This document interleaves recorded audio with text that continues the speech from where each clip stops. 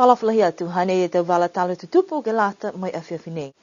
Kua whakakatoa e whanuanga he tau Takitaki Pacific Community mai mai ke niwe ke whakakese e whala tau matanga hua ne kua moa lang matai tunga he aonga fōu he te whanau kiki mai taha matakawi ke lata mai ofisa fōu ke lata mai tau le kua tupu whakaofo. Amna ki e whakausia whakalele ke ua ke whahitapu ke he whahitapu kahau mai kua whakakese tau tupe he whalo tangata pisinisi he motu. Kua hawhangi tuai e taha koloa fōu he whahi fōwhang matangi ne kua toka i ke wāfo ne whakatupe he whakatuwhanua Australia. Kua hoku mai e hukui he tau fuata mai he mtakau he tau motu kau whakataha koe UN mai whai mga hoki whakatutana mai whala te whanau fuata he motu. Ne whakailoa e tahi kianga kua lalawhia e tau whahi whakahutohi ke whale tupe Kiwi Bank. Ke he whakatoa he tau whanuanga me te Pacific Community, kua mai ke hohokua tuai e tau Takitaki, mai he tua tu motu Pasifika ki sia whalo tau matahua lalahi he motu. Koe taha whakaholoanga ne kua whakatupia i he whakatuwhanu Australia, koe aonga fōu he tau whanau kiki ne kua toka tuai ki Piliasi. Ha kua hoku mai ai taha ikipule fōu he whakatuwhanu Australia, koe lilifu ko Stephen Shobo, kua mana koe e whakatuwhanu ke whai whakatautunuanga mai whakakese ke kisia mata e lautulu e aonga ni. Kua lahe mahuinga e tau whahi whakakutama ke he tau whakatutalanga ke whahi tapu nei, mai tau talahauanga ne kua pehe ko he tau whahi whakako e puhala ke moa e manuina ke mai ke he tau tangata ke iloa e tau puhala ke lang matai ke he tau ngahua whakalulahi. Koe hawhangianga paua ki mai aonga fōu nei, tō whakahoko la ke he mtauru he tau kahau, tō kamate tau aonga mai lali whakalahi te hukui ha New Zealand ne kua kisikese atua i ke tau ngahua nei, pia fuaki mai tō tangata ka mota he motu ke whakamaupoa pe tau wala ne tai, kai kamata whakamita ke tau whanau ke he aonga fōu he tau kahau. Taha fuaki whenonga ne kua oa atua i ke kisikese ke he tau mtakawi tata atua i ki hui ne kua whai ke lata mai tālanganga he taha ofisa ngahua fōu. Pehea e pale mia ko toke tālangi koe tōru e mena lalahi ne koe whakamdalahi a ke aho. Whakamua koe whakamailoanganga he mtakawi ke lata mai ofisa fōu nei, mai tau le kua tupu kaofo. Ke waki koe whakaurua e taha pepa ngahua fōu, ke lata mai tau puipuianga ke tau le kua tupu kaofo he motu. Mai fuaki atua i foki e taha tula ki tāmasiafi fōu ke lata mai tau langmatayanga he tau ngahua tāmasiafi i whafu he malewa kalele. Koe te mena usi nei, kua moa mai, ha koe tau langmatayanga tupe mai he European Union, mai SPC, pia fuki, mai tahamatakai New Zealand. Koe Emergency Operations Siananga Mhau nei, hai ai ke whale BCN. Longa te tau, kai ai maupopo. Uka lahi ke he matakau ke whangahua kai ko whai masamas kaleanga, pa ke whai whakailoanga matangi, te mena pia, si koe ka kāna pa ke alito he project nei, ke nonofa uloa, e tau wawihanga huia, poke te Emergency Operations. The lawhi me ke luanga ke he Matakau Disaster Council, ke Lalhifa National Disaster Management Office mo e whaingola leo, ko potoi bai foki e whahi tamasiafi. Hako e te whalanga ki Lalhifa he te whalanga whaingola leo, te whaingola tamasiafi ke mai ke maturo loa ke response ke tau tamasimas kalea. Ko mania si potoi ai osi ke he palana nei, ni ko whatoka ke tau se whanua nei.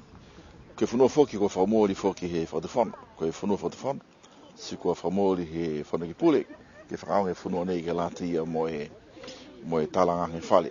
Ka ke ronoa he matūre whahi Disaster Council, whalatahi me whaingola leo, whaingola tamasiafi, ke mai ke matūre ke mua taha masini pe nei, ke mai ke whoki ke la motai ke tau awhi. Ke pui malewe kine e tau masini tamasiafi malewa lele, ke toka me malewa lele. Ka mai ke masini nei ke whakaonga ke lata me tau domestic use te mena pia. Si koe amamna ki angalai fo ke matoro ke whakakata na ngata ke hua tamasiafi, voluntary service, ke mai ke latoro ke mukamuka ke response ke tau awhi po te mena pia, ka pe te tupe tole motu. Si longa e wewehanga ke he mai ke puta o loa moia, si mai ke moia ke maua e project ma pop. Si mahonei, ko whai tupe te ka mua ke la matai ke project, kei na kaila hoko sia ke tupe ni kua manako kiei, whai wala tupe ni tai, se ke ngoma tu mahonei ke tutala mo lotoro te matakau ni whakatupe la matai, ni lua te whaki EU, ko hingoa e tau whakatokanga ke mai ke whangahue project. I loa mai fuki to toka whalataha e whahinga ho leo leo, o fisa whahi ngahua, he tau le kua tupu kaofo, mai whahi tā masia fuki ke mtakawineng. Koe ono anga whakalulahi ke whakamulului tau ngahua, ke tuku hefo e tau le kua tupu kaofo, moi ke maua muna kia e tau tangata he motu. Kua tupe lahi e taha matua e ke pule he motu, mo ko ia fuki ko tangata pisinisi, ko San Kalauni ha koe amana ki hanga, ke tuku hefo ke taha mai he ua e wakalele he whaitapu ka hoko mai ki niwe. Koe hana ta manatu hangawia ke tu tangata he motu, kua ka puto ia he mena ka tupu, si maua mai ai longa e te punua ke kai ke whakamoli, tunge tau tutungi no fua wakalele, tō malikisi haki lunga he tala hau ia, tō haha mai fuki he tau tangata hiki anga ia, he mga hoka tuku haki ai ke tutungi he tau no fua wakalele. Mai loanga fuki nā kai koe e lai he tupe mena nei ka kua lata he whakatuwhono he tala hau me ia, ke mai longa e tau asmas kalea ke ka mō mai, tunge te uka he tau no fua wakalele, puke mule tu koloa kai ke puke tu mai wakalele te whahita pōsi. Tō tu mauni e kumi mai o moi atu ia ke whakatuwhono niwe, hia fuki mai kautaha wakalele e nisila, mai whakatuwhono nisilani, ke moa taha māmanga ki tū mau, ke ue wakalele ke lata maniwe he tau whahita pōsi.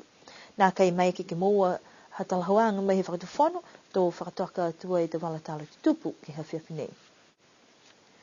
Koe awhiawhinea whini hawhange e kolofo he whahi fuafuang matangi ni toka atua ke uafu i alofi, ke koloa nei ngwa levelahi e lali he taki ko sione tasipule toa ke moa ke lata mai motu si kisia fuki whalatau hikianga ke mtakawi ni koe whakatū ki ai. Pesa ia koe ke whakaroangi ni awhi ke whakamoli e ta manako mai matalahi fuki ha kua maubopo tuai. Koe tātou keise fuafua tahi, kai longone tau tūru moia, whakatokanga longa tau mene fuafua ha. Ka koe kaue ni ka Australia, ua whakatupe whakaroanga nei, mai SPC, ne rangomatai ke tau whakaroanga ke mō e tau tangata purotu, ke tālanga e whata nei. Ha koe ukanga ia niwe, ke mō he tau sianga whakamua, ha koe hanga hankarea, ha koe mnatatara he tahi, ai tunga whakamutu. Si mua te whuke tau whakaue ke whakatu whonu, me tu whawhahinga hua, ne kaua uroa ke rangomatai ke whakau nei. Koe nga tuku whakamua ke matahoi koe lau, si hanghang karea ha koe wakatong. Si koe mene ni hiki mea ke tū he marain. Si awa mana ke ni ke aonga e koroa nei, ke mai ke moa he tau tangata e tau whakailoanga hangaui e ke tahi.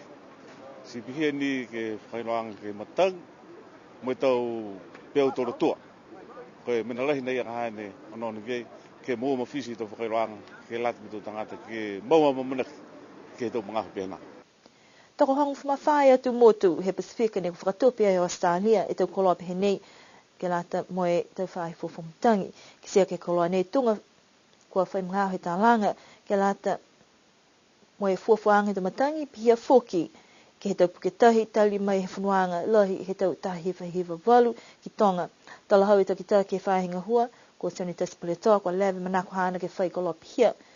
Ha kua laulahi ni kua maua mai e tau fuwhaanga, he matangi mai tau hiki kianga he tau malolo he tahi, mai he tau motu i whafu ini we. E pehea sioni tasi, koe tahana koloa mahuinga nei, ke lata mai tau ngahua halo tūru. Nā kai whakaonge masini e ke lata mai fuwhaanga ha wha. Whakaonge masini e ke lata mai haki mo hifu po ke tahi, moe horo, moe tū he mutu. Land movement, moe sea level rise. Whakaonga pia. Ka ke lata mai tau fuwhaanga wha, kehe putia. Whakaonga ni he tau koroa he whainga hua motoro, ke anono ke tau motoro ha. Ke hai whai motoro, ne mai ke puatik, ke whakaka pehe, ke manaki whai ke whai a wha he tau white aho ne tau me mua, whanpihia. Amamana ki o ke whakausi he mahina ano, a di sama haka ngau koto whono. Koe whaanga whurumaturo ne he tau hako ngau koto whono. Koe hoko whuki te ono whurutau hako he mahina o kuso he tau nei. Si behe aka manatu ka hoko mai te haka mga haka hake whina tika ina ke anono tu ke ingoa whuki ka whuramena ke anono ke. Kai Tau mai ke he te koloa nei, ke moa mai te matanumela, mai tau talhauanga ke langmatai e te whahi whasika, tau puhala o whanu he te wakatonga, tau whahi whenonga e vaiva moe whalufoki. Kua whenanga mai pawua ki ai hukui fuata ke mtakau he tau motu kau whalataha koe UN ko Ahmad Al-Endawi ke lata mai whanwanga la he tau kautu ne matutaki atu ke SPC. Ko ia nei, koe tangata whakamua ni ko moa e katofa ke hukui atu fuata ke mai kei foki ke langmatai ke whakamalolo, tuku atu ai e tau manatu langmatai ke tau motu ki loto po ke ki whafa he United Nations. Ko ai ahi ni awhi ni ko lahe fia hana ha kua whai mga ki whina atu ai mai ahia atu ai ke haunga tukulunga mai whai whakatutalanga foki mai tau hukui fuata ni whakahoku ai ke he whanua aonga he haunga pulu atu he atu Pasifikatonga. Ne pehea ia kua kisia e no nofu milino he tau tangata he motu nei, o kisia manako he tau fuata ke langmatai ke asia kianga he motu. Koe tau whakatutalanga, wai whalu he tau fuata mui, koe ke he whakatasi tala hau ia te pala mana manatu halu tolu, mai manako ki kisia koe mai ke whewhe e UN ke langmatai ke whakamalolo e tau leo he tau fuata. Ofo foke ia ha koe niweni, koe taha motu, ne kua nā kei takolonga te tangata ni koe no nofo ke whalenga ngau, mai nā kei whetangata foki na nofo atu ke whale pui pui. Ko pehe mai he te mana tuhana ni ko langmatai atu ke he te fuata mai ha kupu ko late te fuata ke whai whakahoanga mai te whakakuanga ki whafu ke langmatai atu ai ke te pohala mana manatu mai mahai ni whakatangata ko Ahmad Al-Endawi ne mai ke foki a ia ke tuku atu ai te manatu ke he tautakiang he whanuanga lahi ke he mamiha nei ke ono whakamakutu ke tau pohala ke ngā hua kau whalataha e te whakatawhono mai tau fuata. Pehe ia mai ki ai he Pasifika ke whakakise pohala ke he lalulangi ke moua ai anganga kau whalataha mai whakamalulu ai leo te fuata koe tau takitaki anuiha. Ko whai hiki anga whou e whahinga hua whakahutohi ke tuku ai ki lalo hefo he lewe ki anga whale tupe Kiwi Bank mai kua kamata e he ahungufua he whahitapu nei. Koe whale whakahutohi ne toka i ke lewe ki anga he whahinga hua moua mai whakawhanwhekau ka ko pihia whala tau hiki anga mai tau whahinga hua he whakatawhono. Pehe mai ia takitaki he Kiwi Bank o Matt McPherson kua lewa he whai whakatutalanga ke whai hiki anga kai kua whakamoli la ia. Koe taha whakatokanga halu tolu ni kua mana ke tuku ai tolu e poha ka whakatutu veko i alofi ke mai ki tu tangata ki watu mai whakahutohi. Hai ai foki whala amana ki anga ki whai konloa pehe nei, foki ke fua ki mai ke lata mai tumaanga takita he motu ke whakaanga i alo tolu ka manako e whakahu halu tolu to tohi. Nā kai whai hiki anga lahi ke pohala whakahu mai mawanga te tohi mai te mutu kehe ka kai whahinga hua ni ne kua toka ke tu mau e tau mga hohawhangi halu tolu ke he whale tupe, matahala hivi mga pumpongi ke pā mai matahala whai, ke angu fua ke hawhaleile he te whahita pōse. Pehe takitaki he Kiwi Bank, a hai ei e te puha tohi ni ko manako ia ke whakaonga he to tangata, kai mai longa foki hai ei tau tutongi, to mai ke whakaonga. Koe whalu mena kua ki sea foki, hai ei whalu to meri me to tohi ni kua nā kai utakehe he to tangata he te puha tohi halo tolu, kua ole atu ke halo tolu ke watu ke utakehe ai, moe kua whai puha tohi alo tolu ke he tau mga hui kua mole. Whakausimahine hata tolu tau wala tala tutupu, amana ki ke mwini uki o ke hatap ni hanga o tiki ai, to lili uke whalewea ke he tau wala tala tutupu, ke whai tap kahau. Nonofwa, mwini po, to lili uke whalewea.